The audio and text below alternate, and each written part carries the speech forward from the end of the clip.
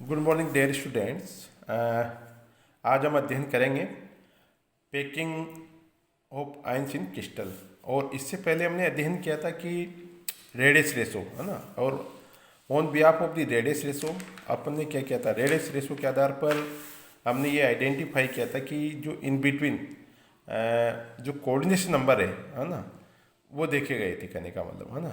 यानी कि radius ratio क्या होगा, अगर सपोज दैट रेडियस रेशो 0.15 से कम है तो कोऑर्डिनेशन नंबर संख्या क्या होगी, और 0.15 से ज़्यादा है तो रेडियस रेशो क्या होगा। इस प्रकार अपन ने सबका अलग अलग अध्ययन किया था, ठीक है। और आज हम जो अध्ययन करने जा रहे हैं और उसी बिहाफ पे, यानी कि जो रेडियस रेशो है उसी के आधार पर अपन क्या कर सकते हैं, उनमें कोऑर्डिनेशन नंबर फाइंड आउट कर सकते हैं, कहने का मतलब, ठीक है। आज हम अध्ययन करेंगे packing of ions in crystals, ठीक है। अब सबसे पहले अपन ये जानते हैं कि भाई जो क्रिस्टल आयन होता है, क्रिस्टल आयन स्टेबल होना और अनस्टेबल होना, ये उसकी पैकिंग एफिशिएंसी के ऊपर डिपेंड करता है। अब हम ये भी जानते हैं कि पैकिंग एफिशिएंसी क्या चीज़ होती है, क्योंकि हमने जैसा कि हेक्सागोनल क्लोज पैकिंग है ना, क्यूबिक क्लोज पैकिंग है, and square plane square cubic है, तो इनकी पैकिंग एफिशिएंसी भी अलग है। और पैकिंग एफिशिएंसी की जो मात्रा है या जो परसेंटेज वैल्यू वो डिपेंड करती है उसमें उपस्थित नेगेटिव या धनायन या नेगेटिव। तो यहाँ पे कुछ इम्पोर्टेंट, यानी कि अपन जानते हैं कि अगर सपोज दैट कोई भी क्रिस्टल है, अगर उसमें नंबर ऑफ पॉजिटिव आइंस और negative ions presence in the equal amount, इसका मतलब क्या होगा, वो जो आयनिक सॉलिड है वो क्या होगा, न्यूट्रल होगा। न्यूट्रल होगा तो वो अधिक स्टेबल होगा। तो यहाँ पे कुछ पॉइंट्स दे रखे हैं। अब यहाँ पे जैसा कि यानी कि अगर आयनों के द्वारा गिरा हुआ वॉल्यूम क्या है, अधिक है। अगर वॉल्यूम अधिक है लेकिन उनके बीच में जो स्पेस होता है वो कम से कम होना चाहिए, ठीक है। उसके लिए यानी कि अगर वॉल्यूम ज़्यादा है, ठीक है चलेगा, वॉल्यूम ज़्यादा है, सही है, लेकिन उनके बीच में जो अरेंजमेंट होता है आयंस के बीच में, उनके बीच में रिक्त स्थान कम से कम होना चाहिए। जैसा कि ये वॉल्यूम तो अधिक है, यानी कि और दूसरा ये एक दूसरे से बहुत ही सटीक नेचर से जुड़े हुए हैं, लेकिन यहाँ पर अपन देखते हैं इनके बीच में वॉल्यूम खाली है, ये रिक्त स्थान है, तो ये ज़्यादा स्टेबल होगा, ये अनस्टेबल होगा, क्योंकि इस खाली स्थान में कोई भी धनायन आके आके या ऋणायन आके फिट हो जाता है। लेकिन क्योंकि इससे पहले अपन जो हमने देखा था कि जो कुछ डेफिशिएंसी जो कि आयनिक सॉलिड्स में पाई जाती है, उनको हम क्या करेंगे, आगे अध्ययन करेंगे, ठीक है। तो डियर स्टूडेंट्स, ये वेरी इंपॉर्टेंट है। तो यहाँ पर हम देख रहे हैं कि packing of ions in crystals, तो वॉल्यूम अधिक है लेकिन वैकेंट स्पेस कम होना चाहिए, ठीक है। अब प्रत्येक आयन अपने विपरीत आवेशित आयनों से अधिक मात्रा में गिरा होना चाहिए, ये बिल्कुल सही है। कोई भी जो क्रिस्टल आयन होगा या क्रिस्टल स्ट्रक्चर होगा तो उसमें सपोज दैट धनायन होता है, तो ये विपरीत आवेशित आयन यानी कि ऋणायनों के द्वारा अधिक से अधिक ऋणायनों द्वारा गिरा होना चाहिए। या यूँ कह सकते हैं, जितने अधिक विपरीत आवेशित आयन एक दूसरे से जुड़े हुए होंगे, स्ट्रॉन्ग बॉन्ड के द्वारा बने हुए होंगे, यानी कि उस क्रिस्टल में having highly electron negativity atom उपस्थित है और उसमें धनायन उपस्थित है, तो क्या होगा, वो अधिक स्टेबल होगा, ठीक है। थर्ड यहाँ पे है उदासीन होना चाहिए। माय डियर स्टूडेंट्स, उदासीन means that present of atom means that जितनी मात्रा में धनायन है उतनी मात्रा में उस क्रिस्टल में ऋणायन उपस्थित होना चाहिए, क्योंकि उसको उदासीन होने के लिए क्या है, जितनी मात्रा में धनायन होगा उतनी मात्रा में ऋणायन होगा, और इस प्रकार का जो क्रिस्टल है वो क्या होता है, ज़्यादा स्टेबल होगा, ठीक है। अब अपन क्या करेंगे, कुछ इनकी पैकिंग एफिशिएंसी होती है, जैसे बीसीसी है यानी कि बॉडी सेंटर्ड क्यूबिक है, इनकी पैकिंग एफिशिएंसी कई बार पूछ ली जाती है और ये ध्यान रखना कितनी है, 68% होती है। इसी प्रकार हेक्सागोनल लैटिस है, इसकी पैकिंग एफिशिएंसी क्या है, 74% होती है, ठीक है। ये ध्यान रखना क्योंकि कई बार पूछा जाता है। अब माय डियर स्टूडेंट, जैसे जो BCCA या SCP है ना, हेक्सागोनल लैटिस। हेक्सागोनल में डियर स्टूडेंट्स इस तरह से होता है, यानी कि सपोज दैट इसको बनाने का सबसे आसान तरीका है, पहले एक बेंजीन टाइप स्ट्रक्चर हेक्सागोनल कर लेते हैं अपन, ठीक है, और फिर उसमें इस तरह से स्फेरिकल गोलाकार आयन के रूप में करते हैं, और ये यहाँ पे 1 2 3 यानी कि 6 आयन से ये केवल जो अंदर जो आयन उपस्थित होता है उसको घेरे हुए हैं, ठीक है। तो इस प्रकार की जो शेप होती है वो हेक्सागोनल शेप होती है, और हेक्सागोनल शेप में हेक्सागोनल जो लैटिस होती है, हेक्सागोनल जो जालक होता है, ये क्या होता है, 2 प्रकार का होता है, कहने का मतलब। तो इसमें 2 प्रकार का मतलब ये है कि इनमें उपस्थित एक तो होता है हेक्सागोनल क्लोजेट पैकिंग SCP, है ना। इसमें कहने का मतलब ये होता है जैसे सपोज दैट ये लेयर है, ये अगर इन बिटवीन उपस्थित है ना, तो इसके जो नीचे की जस्ट लेयर है और इसके जस्ट ऊपर की जो लेयर है वो नीचे, यानी कि फर्स्ट सेकंड थर्ड, फर्स्ट और थर्ड क्या होती है उसमें सेम लेयर दिखाई जाती है, कहने का मतलब, ठीक है। और अपन यूँ कह सकते हैं इस प्रकार की जो व्यवस्था होती है उसमें जो थर्ड प्रकार की लेयर है वो जो फर्स्ट यानी कि इससे जस्ट नीचे की जो लेयर है उस तरह से वो दिखाई देती है, ठीक है। और इस प्रकार की जो संरचना होती है तो इसमें 3 लेयर होती है, और ये एक दूसरे के बिल्कुल आपस में अटैच होती, कहने का मतलब। और ये जो बिटवीन वाली होती है तो इसको हम कह सकते हैं एक तरह से सैंडविच टाइप स्ट्रक्चर दिखाई देती है, यानी कि इससे जस्ट अपर वाली और इससे जस्ट नीचे वाली, और इन बीच में ये इस प्रकार की स्ट्रक्चर इसमें हेक्सागोनल टाइप व्यवस्था उपस्थित होती है, ठीक है, ये है। और दूसरी है एक इसमें पाई जाती है जिसको बोलते हैं अपन FCC, है ना, ये ध्यान रखना, एक सेकंड है FCC, ये FCC है ना, और FCC हो सकती है या CCP यानी कि क्लोज क्यूब पैकिंग, है ना।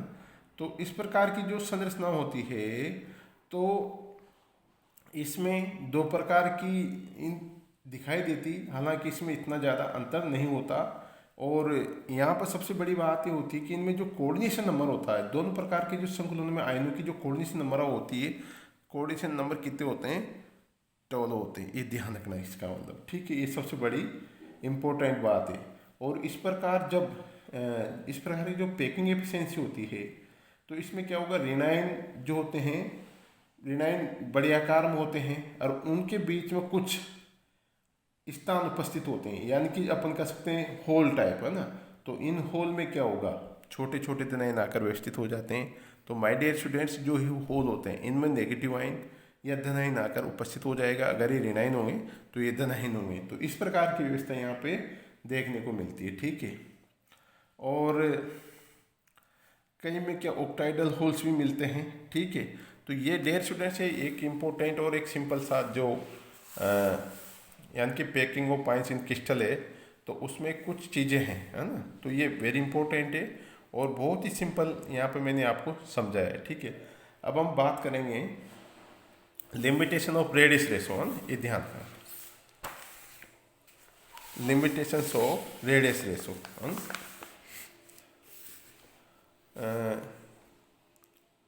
limitations of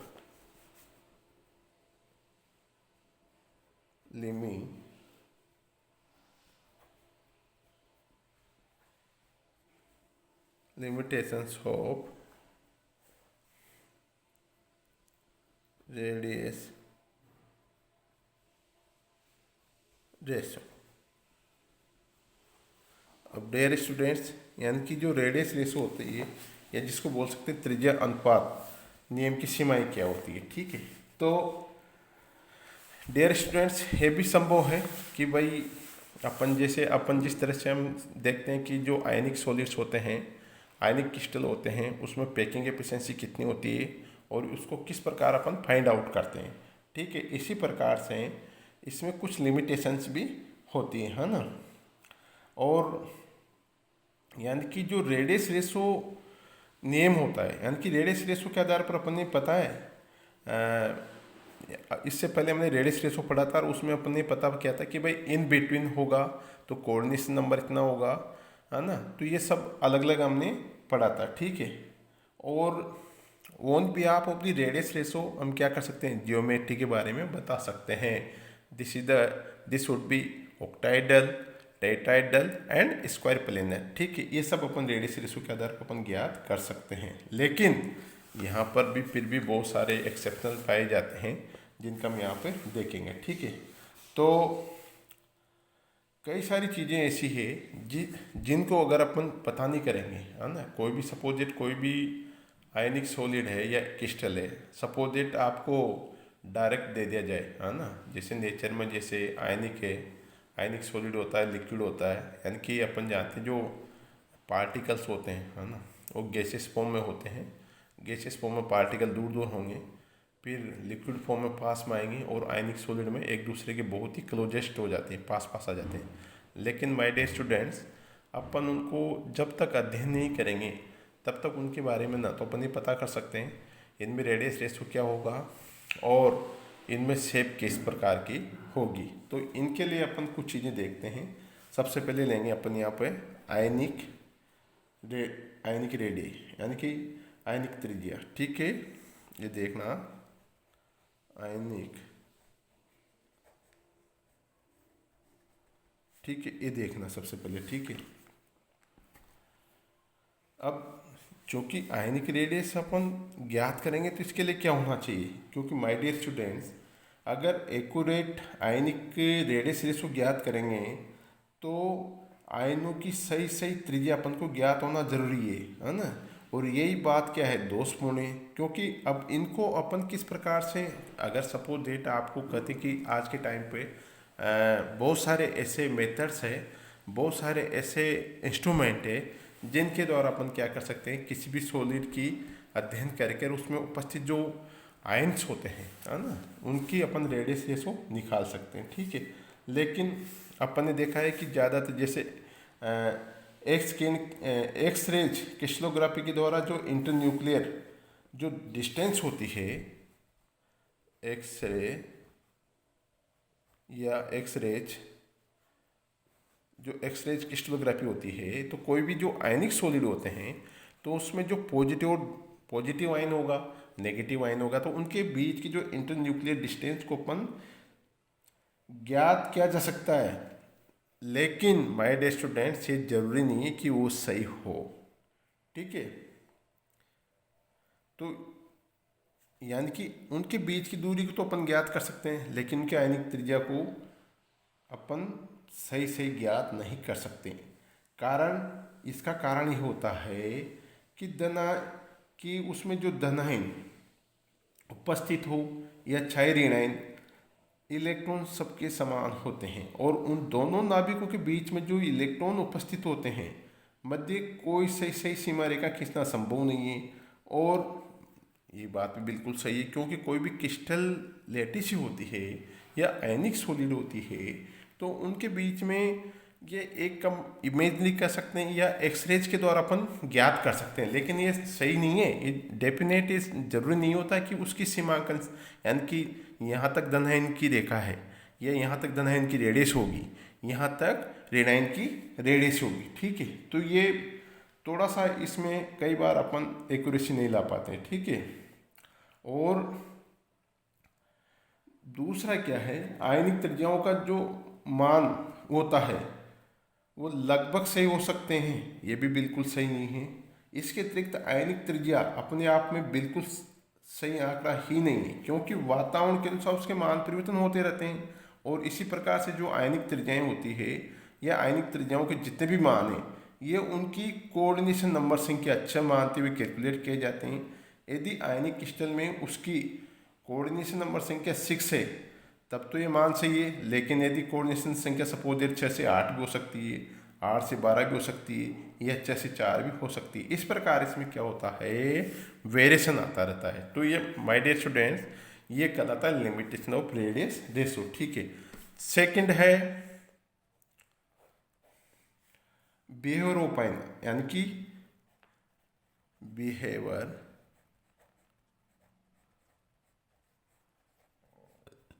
आयंस, यानी कि आयनों को व्यवहार। अब डियर स्टूडेंट्स, ये बिल्कुल सही है कि अपन जानते हैं जो क्रिस्टल लैटिस होती है, ठीक है, और क्रिस्टल लैटिस या जो आयनिक सॉलिड होता है, हमने देखा है कि इनमें कुछ डिफेक्ट्स पाए जाते हैं, और उस डिफेक्ट्स के मध्य क्या होगा, हो सकता है पॉजिटिव आयन दूसरे नेगेटिव आयन के समीप चला गया, या कहीं होल उपस्थित है उसमें चला गया, तो आप किस प्रकार से एक्यूरेसी उनकी निकाल सकते हो, ये भी अपन नहीं निकाल सकते, ठीक है, ये ध्यान रखना। क्योंकि कई प्रकार के जो होल्स होते हैं, जैसे अपन जो लेटिस है, शॉर्ट की जो त्रुटियां होती हैं, इनका हम नेक्स्ट में अध्ययन करेंगे, ठीक है। थर्ड है अरेंजमेंट ऑफ पाइंस, ठीक है, arrangement of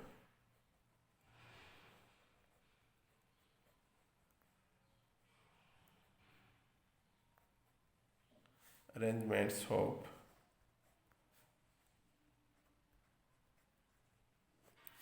dear students, arrangements of points का है कि suppose like this,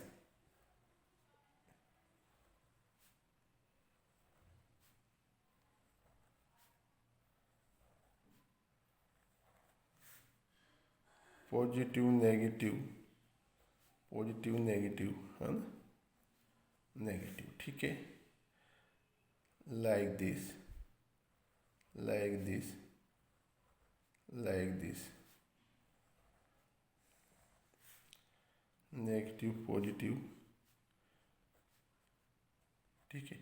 तो डियर स्टूडेंट्स, यानी कि अरेंजमेंट ऑफ आयंस का मतलब ये है कि एक तो आयन क्या है, एक दूसरे के सटीक होते हैं, पास पास में होते हैं, लेकिन कई बार ऐसा संभव नहीं होता। सपोज दैट यहाँ पर नेगेटिव आयन है ना, ये इससे जुड़ा हुआ नहीं है, इसके बीच में गैप आ गया, तो इस प्रकार की जो अरेंजमेंट की व्यवस्था होती है, या यूँ कह सकते हैं आयन्स किस प्रकार से उसमें व्यवस्थित होते हैं, इसका मान के ऊपर भी डिपेंड करता है, ठीक है। फोर्थ है गोलाकार ion, spherical, spherical ions, spherical ions है। डियर स्टूडेंट्स, हम जानते कि अपन ये हमेशा always we have think that in our mind any ions means that positive में और negative both are having in the spherical shape, this is not good and always this is not right। हमेशा ये सही नहीं होता, कोई भी ion हमेशा ये सोच लेते हैं भाई ये गोलाकार ही होगा, अरे भाई ये कैसे मान लिया, ऐसा संभव नहीं होता, ठीक है। क्योंकि अपनी थॉट ऐसी होती कि भाई ये जो लेटिस होती है या क्रिस्टल होता है, इसमें एक प्रकार से एक गोलाकार शेप में उपस्थित होते हैं, ये सदैव नहीं हो सकता, ठीक है। यदि किसी आयन का इलेक्ट्रॉनिक विन्यास, अब यहाँ पे बात आ रही कि अगर सपोज दैट कोई आयन है, अगर उसका जो इलेक्ट्रॉनिक विन्यास है या इलेक्ट्रॉनिक कॉन्फ़िगरेशन है वो क्या स्टेबल है, या उसको कह सकते हैं वो जो इनर्ट गैस है उसके समान है, तो हो सकता वो, यानी कि अगर उसका विन्यास क्या स्थायी, तो हो सकता आयन गोलाकार होगा और उसका नाभिक केंद्र में होगा। लेकिन यदि आयन में उदासीन युग्म विद्यमान है, तो वह केंद्र सिमेट्रिकल फॉर्म में नहीं होगा। तो इस प्रकार से हम उसमें कहीं न कहीं अपन देख सकते हैं आंशिक रूप से कुछ न कुछ उसमें डिस्टोर्शन पाया जाएगा, ठीक है ना। तो ये ध्यान रखना। जैसे सपोज डेट अपन ने देखा है, अपन ने इससे पहले अध्ययन किया, अपन देखते हैं कि जैसे सपोज डी ब्लॉक एलिमेंट्स होते हैं, ठीक है। तो डी ब्लॉक एलिमेंट्स में क्या होता है, डी ब्लॉक एलिमेंट्स में जो डी ऑर्बिटल होता है, ये क्या होता है, कई बार दो भागों में डिवाइड हो जाता है। जैसे एक तो T2G फॉर्म होती है, एक EG फॉर्म होती है, तो वहाँ पे उसमें सिमेट्री डिस्टर्ब हो जाती है, करने का मतलब। और नेक्स्ट अगर अपन बात करेंगे, जैसे ऑक्टाइडल कंडीशन होती है, टेट्राइडल कंडीशन होती है, स्क्वायर प्लेनर कंडीशन होती है, तो इसमें जो इनका अरेंजमेंट होता है वो भी क्या होता है, डिस्टर्ब हो जाता है, और उनकी शेप क्या हो जाती है, अलग अलग हो जाती है, करने का मतलब, ठीक है। तो माय डियर स्टूडेंट्स, ये अपन कई बार सोच लेते हैं कि आयन स्फेरिकल शेप में होता है, ये हमेशा सही नहीं होता है ना। नेचर ऑफ बॉन्डिंग, ये बिल्कुल सही है। Nature nature of bonding, nature of bonding. ठीक है, अब नेचर ऑफ बॉन्डिंग क्या होती है? Dear student, nature of bonding means that is suppose that दो एटम है, ठीक है। अपन जानते हैं एक तो कोवलेंट बॉन्ड होता है, एक काइनेटिक बॉन्ड होता है, ठीक है। अगर सपोज दैट कोवलेंट बॉन्ड है लाइक दिस एक्स वाई, अगर कोवलेंट बॉन्ड है तो इलेक्ट्रॉन प्रेजेंट कहाँ होंगे? इन बिटवीन होंगे, हो सकता है इस पे दोनों स्फेरिकल शेप में रहे। अगर सपोज दैट वाई जेड है लाइक दिस, ठीक है, तो electronegativity of Y is greater than Z. तो डियर स्टूडेंट्स, बंद के इलेक्ट्रॉन यहाँ आ जाएंगे पास में, ठीक है, और ये क्या करेंगे? इसको थोड़ा डिस्टोर्टेड कर देंगे, ये पॉजिटिव आयन को अपनी ओर आकर्षित करेंगे। तो कई बार नेचर ऑफ बॉन्डिंग के ऊपर भी डिपेंड करता है, ठीक है। तो क्योंकि ये तो सही है, क्योंकि भाई यहाँ पे क्या होगा, सपोज दैट ये है ना, ये नॉन पोलर है, यानी कि बॉन्ड स्टेबल होगा, इलेक्ट्रॉन्स बीच में उपस्थित होते, लेकिन यहाँ पे क्या होती है? पोलरिटी आ जाएगी, और पोलरिटी आ जाएगी तो ये क्या होगी? जो क्योंकि नेगेटिव आयन क्या होता है, नेगेटिव हाईली इलेक्ट्रोनेगेटिविटी होने की वजह से बंद के इलेक्ट्रॉन इस ओर खिसक जाएंगे, ठीक है। ये तो ये हो गया।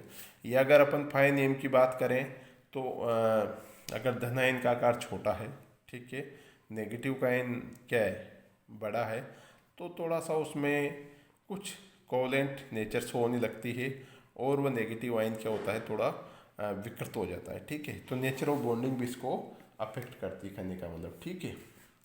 तो ये चीज़ें माय डियर स्टूडेंट्स हमने देखी है, और आज हम इन्हीं का अध्ययन किया है, और ये बहुत इम्पोर्टेंट है, ठीक है। तो ये एक तो पैकिंग एफिशिएंसी इन क्रिस्टलाइन, ठीक है, और इससे पहले अपन ने radius ratio in between, and on behalf of the radius ratio we have find out the coordination numbers, and जो रेडियस रेशो होता है उसमें उसके आधार पर कोऑर्डिनेशन नंबर डिसाइड करते हैं। फिर पैकिंग आयन एफिशिएंसी होती है, उसके आधार पर अपन को ये पता पड़ जाता है कि बीसीसी में कितना परसेंट है, एससीपी में कितना परसेंट है, ये कई बार पूछ लिया जाता है। और कुछ फैक्टर्स होते हैं जो इसको किस प्रकार से इफेक्ट करते हैं, ठीक है dear student. Thank you, thank you.